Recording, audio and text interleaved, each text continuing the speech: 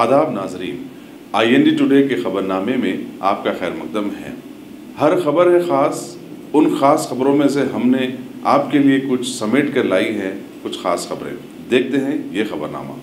अगर आपने हमारे चैनल को सब्सक्राइब नहीं किया है तो आपको यहाँ सब्सक्राइब बटन दिख रहा है, उसे क्लिक करिए और सब्सक्राइब कीजिए, और साथ ही साथ बेल आइकॉन को भी क्लिक करिएगा, जिससे कि आपको ताज़ा अपडेट मिलते रहें। CAA, NRC और NRP के खिलाफ यूनाइटेड मुस्लिम एक्शन कमेटी की जानिब से आज बाद नमाज जुमा ईदगाह मीरालम शास्त्रीपुरम ग्राउंड एक अजीमुशान तिरंगा रैली निकाली गई, जिसमें 1000 अफराद शरीक थे। रैली पुरअमन और कामयाब रही। हद नजर तक सिर्फ सरों का समंदर दिखाई दे रहा था। शहर हैदराबाद के मुख्तलिफ इलाकों से ही नहीं बल्कि तेलंगाना के मुख्तलिफ अजला से भी हजारों अफराद कारों, बसों और ट्रेनों के जरिए रैली में शिरकत के लिए हैदराबाद पहुंचे थे। पुराने शहर में दुकानात बंद रहे और कई स्कूलों और कॉलेजों को तातील दे दी गई थी। जुलूस में समाज के तबके और मुसलमानों के मुख्तलिफ मकातब फ़िक्र और मसालिक की नुमाइंदगी करने वालों की बड़ी तादाद शरीक थी। रैली की क़यादत सदर मजलिस और रुकन parliament barrister Asaduddin Owaisi MP और ज़ियासर मुस्लिम उलमा और अकाबरीन ने की। मजलिस के अरकान असम्बली अहमद पाशा खादरी, अहमद बलाला, मुमताज़ अहमद खान, कौसर मोहिउद्दीन, मौज़म खान, जाफर हुसैन मेराज, अरकान कौंसल अमीनुल हसन जाफरी, रियाजुल हसन आफंदी, साबिक मेयर माजिद हुसैन, मीर जुल्फ़कार अली, कॉरपोरेटर्स और दूसरे भी रैली में शामिल थे।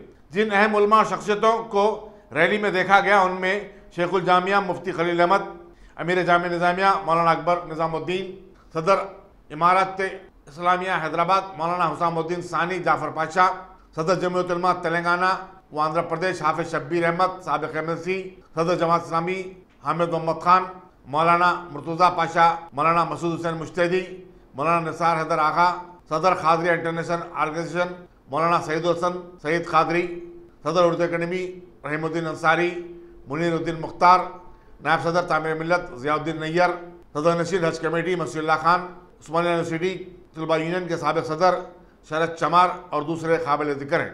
रैली का आगाज़ नमाज जुमा की अदायगी के फौरी बाद हुआ। ईदगाह पर इमाम व खतीब मक्का मस्जिद हाफिज रिजवान कुरैशी ने इमामत की और खुतबा दिया। सिटी पुलिस ने जुलूस के रास्तों पर वसीतर इंतजाम किए थे।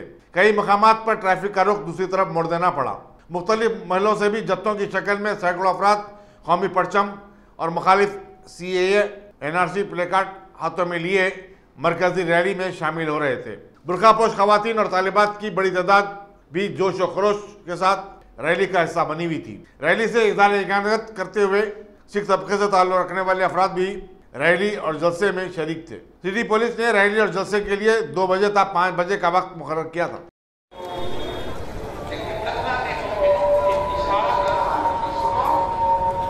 दुश्मन के बीच में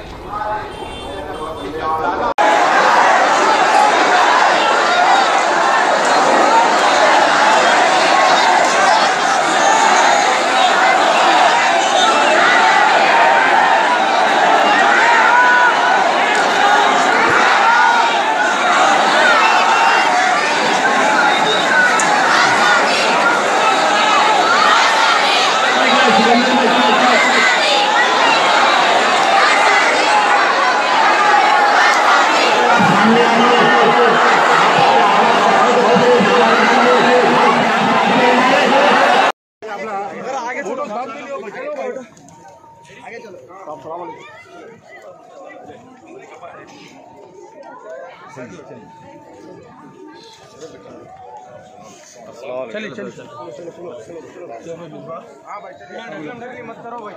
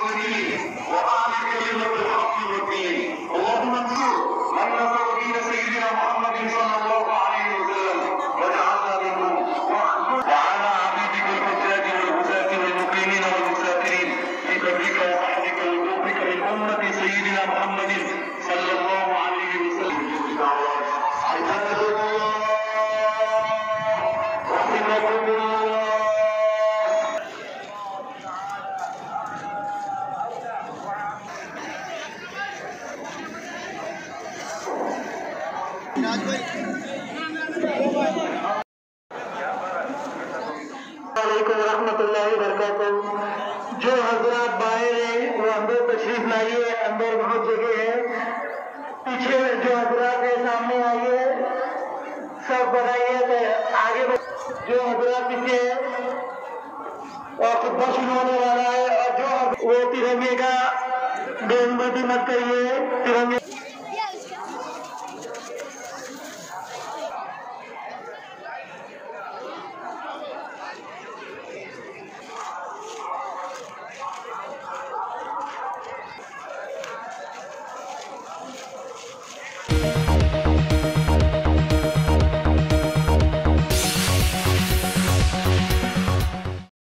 चीफ मिनिस्टर के चंद्रशेखर राव ने दावा किया है कि टीआरएस मौजूदा बल्दी इंतखाबात में जबरदस्त कामयाबी हासिल करेगी और पार्टी के अरकान असम्बली पर जोर दिया कि वो टीआरएस के उम्मीदवारों की कामयाबी के लिए सख्त मेहनत करें।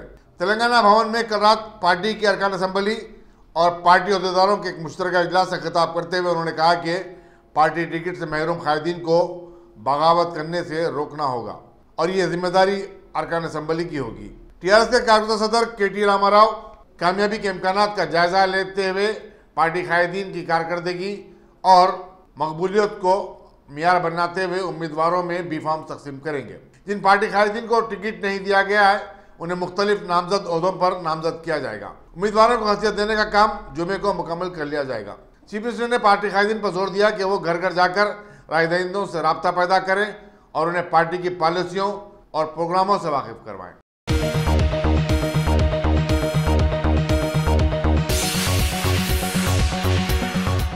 गाजी kidney centre and multi speciality hospital गुर्दे और बवासीर के इलाज का 40 साल मशहूर हॉस्पिटल, जहां हजारों पेशेंट्स क्योर हो चुके हैं। Doctor Hussaini international national award winner और दूसरे डॉक्टर्स और लेडी डॉक्टर्स की जेर खिदमत। गुर्दे के तमाम अमराज का मुकम्मल ट्रीटमेंट किया जा रहा है। गुर्दे फेल हो चुके हों, डायलिसिस करवा रहे हों, याद रखिए डायलिसिस कोई इलाज नहीं, इससे 1% भी गुर्दे रिकवर नहीं होते। हाँ, डायलिसिस टेम्पररी रिलीफ दे सकता है, लेकिन हमारे ट्रीटमेंट से गुर्दे फिर से फंक्शन में आ सकते हैं। गुर्दे श्रिंक हो गए हों या सिस्ट हो, गुर्दे की पथरी हो, कैसी भी गुर्दे की तकलीफ हो, या पाइल्स यानी बवासीर, चाहे ब्लीडिंग हो या कोम, बगैर ऑपरेशन मुकम्मल क्योर ट्रीटमेंट का एक ही centre, Ghazi kidney centre, DLRL main road, opposite Vikas high school, Chandrayan Gutta, Hyderabad. Cell 9966930824 या 9391326261।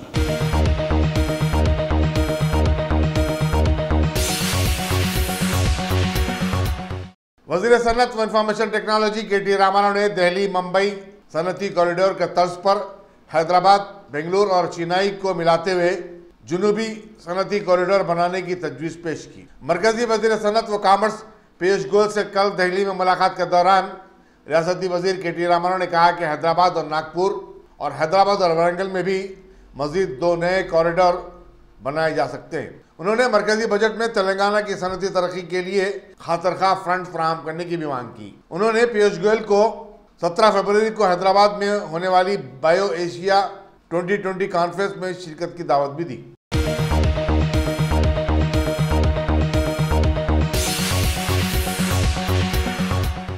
पुलिस कमिश्नर अंजनी कुमार ने आज कुल हिंद सनती नुमाइश में सिटी पुलिस के स्टॉल का इफ्तिताह किया।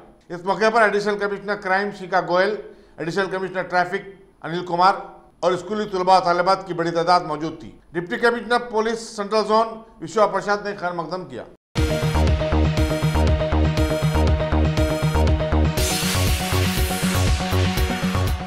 रियासती वज़ीर इंफॉर्मेशन टेक्नोलॉजी KT रामाराव ने इंकशाफ किया है कि तेलंगाना में एरोस्पेस यूनिवर्सिटी कायम करने का मंसूबा बनाया जा रहा है। उन्होंने कहा कि इस सिलसिले में आलमी यूनिवर्सिटियों और वजारत शहरी हवाबाजी से ताउन हासिल किया जाएगा। दिल्ली में विंग्स इंडिया 2020 की इफ्तिताही तकरीब में शिरकत के दौरान वजीर इंफॉर्मेशन टेक्नोलॉजी ने बताया कि इलाकाई ट्रांसपोर्ट को फरोग देने वारंगल एयरपोर्ट को कारगर बनाया जा सकता है। तेलंगाना में शहरी हवाबाजी के फरोग के अलावा सनती तरक्की के वाज़े इम्कानात हैं।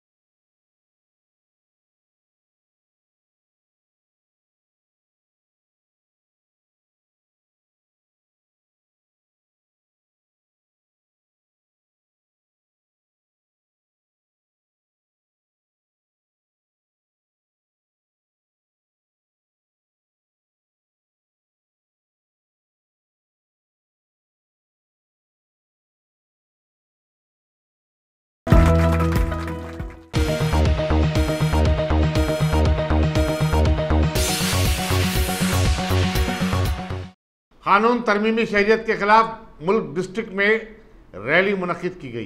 कांग्रेस पार्टी के जनरल सेक्रेटरी और रुकन असम्बली सत्तैया ने मेहमान खुसूसी की हैसियत से शिरकत की। कांग्रेस के अखिलती शोबे के ज़रिए तमाम ये रैली अपने तरस की कामयाब रैली रही। इस मौके पर अपनी तकरीर में सत्तैया ने कहा कि हम इस मुल्क में पैदा हुए हैं और कई नस्लों से सरजमीन पर आबाद हैं। 72 साल की आज़ादी के बाद इस तरह के इक़दाम मुनासिब नहीं है। उन्होंने बीजेपी पर एक गैर माकूल खेल खेलने का इल्ज़ाम आयद किया ताकि लोगों को परेशान किया जा सके। उन्होंने रियासती हुकूमत से मुतालबा किया कि वो छत्तीसगढ़, मध्य प्रदेश, पंजाब और केरला की नज़ीर को अपनाते हुए रियासत में CAA के निफाज से इनकार करने का ऐलान करें। District Congress president N Kumar Swamy और अखिलती सेल के जिला सदूर चांद पाशा, C रघु, MD अफसर, MD Shakeel, R Venkanna, MD Muzaffar, V Narasimha Rao, MLIया, CPM रहनुमा वेंकट रेड्डी, MRPS रहनुमा जानो रवि, N रमेश, मिट्टीवाड़ा तिरुपति, रजीता, सुधाकर राव और दूसरे भी इस जलसे में शरीक थे।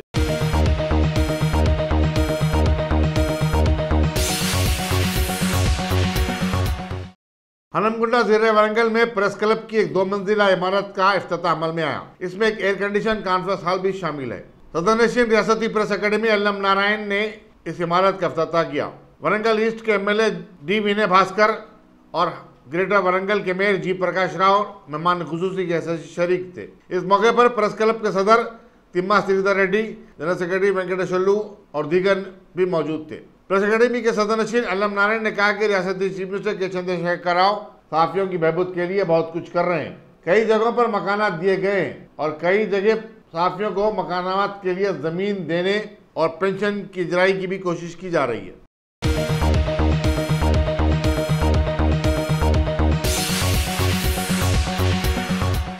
आंध्र प्रदेश के chief minister YS Jagan Mohan Reddy, जो CBI के केसेस में माखूज हैं, आज खुसूसी अदालत में हाजिर हुए। गुज़िश्ता साल 30 मई को चीफ मिनिस्टर के ओहदे का हलफ लेने के बाद चीफ मिनिस्टर की ये पहली हाजिरी थी। खुसूसी जज ने उन्हें अदालत में हाजिरी से सस्तना देने की उनकी दरखास्त को मुस्तरद कर दिया था। YSR कांग्रेस के रुकने पार्लियामेंट विजय साई रेड्डी भी, जो इन केसेस में एक मुलजिम है, अदालत में हाजिर हुए।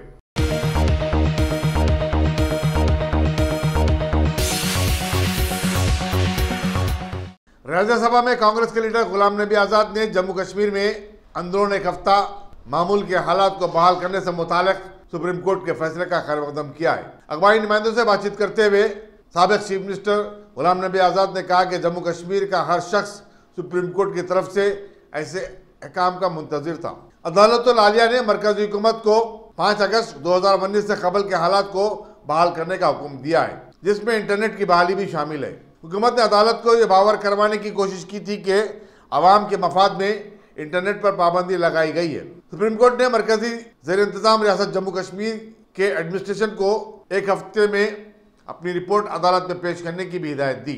अदालत का एहसास था कि शहरियों की आज़ादी और सिक्योरिटी में एक तवाज़ुन होना चाहिए। सिक्योरिटी के नाम पर शहरियों की आज़ादी को नहीं छीना जा सकता। दफ़ा 144 के नाम पर लोगों की आज़ादाना नकल व हरकत पर रोक भी नहीं लगाई जा सकती। सबसे पहले तो मैं स्वागत करता हूं माननीय सुप्रीम कोर्ट के बेंच के फैसले का, जो कश्मीर से संबंधित था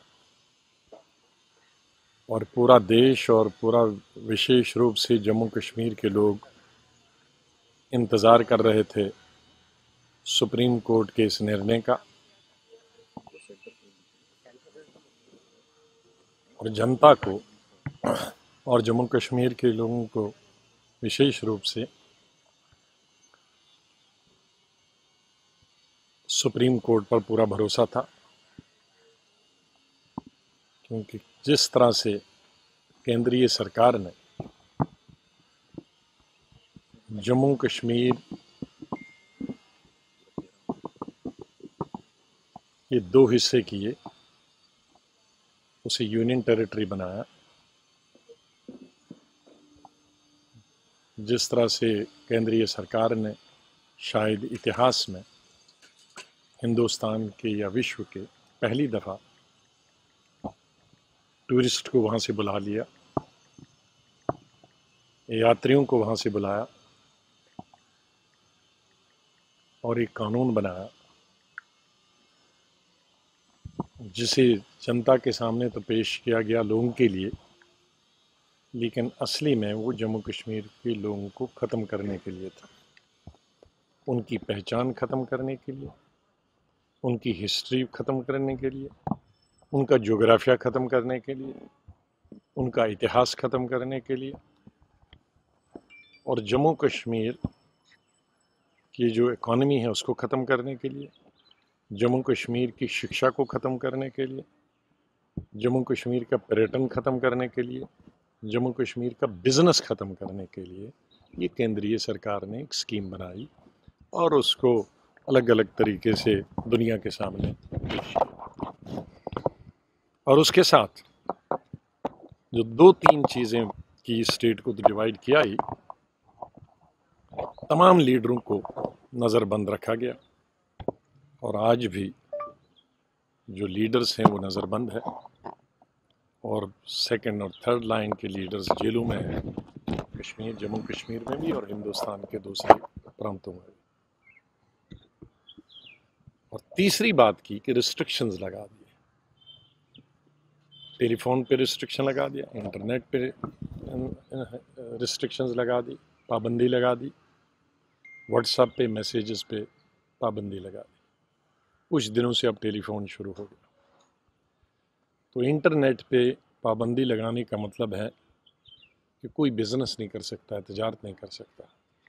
इंटरनेट पे पाबंदी लगाने का मतलब हुआ कि कोई शिक्षा प्राप्त नहीं कर सकता, तालीम हासिल नहीं कर सकता।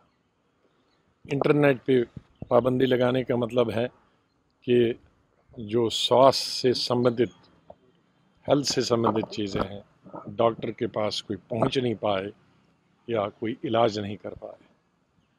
तो ये तमाम चीज़ें केंद्रीय सरकार ने एंटी पीपल पॉलिसीज़ थी, जिससे कश्मीर में भी नुकसान पहुंचा, जम्मू में भी नुकसान पहुंचा। जम्मू में भी वहाँ बिज़नेस ख़त्म हो गया, कश्मीर में तो बिल्कुल ही ज़ीरो हो गया, शून्य से भी नीचे। लेकिन जम्मू में भी ट्रांसपोर्ट ख़त्म हो गया और दूसरा बिज़नेस, तजारत वहाँ भी ख़त्म हो गया। तो इस तरह से स्टेट को ख़त्म कर दिया गया। अब आखिरी उम्मीद जो थी वो जम्मू कश्मीर के अवाम को सुप्रीम कोर्ट में थी। मैं बधाई देना चाहता हूं कि इस बेंच ने न सिर्फ लाखों बल्कि 1.25 करोड़ जम्मू कश्मीर के अवाम के मुताबिक निर्णय दिया है और सरकार को 3-4 चीज़ें बताई हैं जो हर व्यक्ति के दिल में थी। वो लगता है कि सुप्रीम कोर्ट बिल्कुल पल्स फील कर गया है जम्मू कश्मीर के लोगों को, नब्ज़। एक पहले कहा है, जिसे मैं पॉलिटिकल तरीके से देखता हूँ और सुप्रीम कोर्ट समझ गई है, ये कहा है कि डिसेंट का मतलब डिस्टेबलाइजेशन नहीं होता। असली इंटरनेट बंद करने का मतलब है और लीडरों को बंद करने का मतलब है कि कोई केंद्रीय सरकार के खिलाफ न बोले। और ये नब्ज़, ये पल्स सुप्रीम कोर्ट ने पकड़ लिया, क्योंकि जब कभी भी किसी व्यक्ति ने या लीडर ने नज़रबंद या जेल से छूटने की एप्लीकेशन दी तो सरकार ने उसे बताया कि हम छोड़ेंगे, लेकिन कंडीशन होगी सरकार के खिलाफ कुछ नहीं बोलोगे और जो कानून बनाया है उसके खिलाफ नहीं बनाओगे। तो उसका मतलब है कि ये आतंकवाद और ये तमाम सब बहाना है। असली है कि सरकार के खिलाफ कोई बोलना नहीं चाहिए और जो कानून बनाया है सरकार ने उसके खिलाफ कोई नहीं बोलना। और ये सुप्रीम कोर्ट ने पहली दफ़ा पकड़ लिया है और उसको अपने जजमेंट का हिस्सा बनाया है। इसके लिए मैं सुप्रीम कोर्ट को बधाई देना चाहता हूँ। दूसरी बात जो सुप्रीम कोर्ट ने कही है कि सेक्शन 144 के अंदर वो तमाम जो आज तक गवर्नमेंट ने रिस्ट्रिक्शंस की हैं, ऑर्डर्स पास किए हैं, वो छापने चाहिए, वो पब्लिश होने चाहिए। तीसरी बात कोर्ट ने जो कही है वो कहा है कि अंडर टेलीकॉम रूल्स में ये रिस्ट्रिक्शन, बड़े लंबे रिस्ट्रिक्शन ऑन इंटरनेट, ये मना है, आपने कैसे किया। और चौथी बात जो की है कि 1 हफ्ते के अंदर अंदर आप रिव्यू कर लीजिए और कोर्ट के सामने आ जाइए, और ताकि किसी को अगर कोर्ट में जाना हो तो कर सकता है। और चौथी, 5वीं बात उन्होंने जो कोर्ट ने कही है कि जो इंटरनेट रिस्ट्रिक्शन है ये जुडिशल सिक्योरिटी का हिस्सा बने, कि आप नहीं जब मर्जी है कर सकते हैं, मैं लेकिन जुडिशरी इसको देखेगी। तो ये तमाम मोटी मोटी जो चीज़ें हैं जिसका हम स्वागत कर रहे हैं। और पहली दफ़ा सुप्रीम कोर्ट ने बिल्कुल जम्मू कश्मीर के जो लोगों की है और दिलों की बात की है और तर्जमानी की है, उसके लिए मैं उनको बधाई देता हूँ।